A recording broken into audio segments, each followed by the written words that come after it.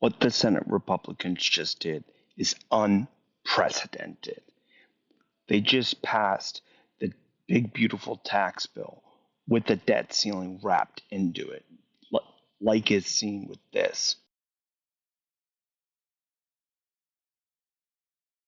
The Senate bill calls for cutting $1 trillion in Medicaid, which is just an obscene amount of money, and it ultimately is going to result in the biggest transfer of wealth that this country has ever seen. The Congressional Budget Office, which is nonpartisan, ended up doing a score on this, and they project that roughly 11.5 million people are going to get kicked off Medicaid by the year 2034.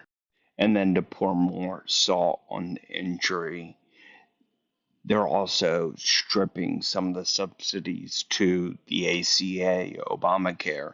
So you're also going to have about 4 to 5 million people that lose their health coverage from Obamacare. So the net result is going to end up being 17 million people without health care. And because they're cutting Medicaid so much, you're going to see a lot of the rural hospitals shut down. The Senate bill had a provision, an amendment that was added where they have a slush fund for rural hospitals that they can tap into to give them extra money, but it's a meager $50 billion. Um, Democrats need to make this as widespread as possible and educate people as much as possible because this is an important issue and we can now nail them for this in 2026, no matter if it passes into law or not.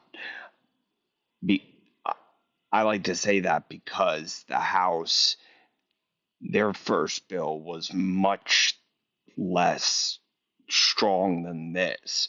So I I think it's going to be more of a compromise in the middle, but we're going to have to wait and see.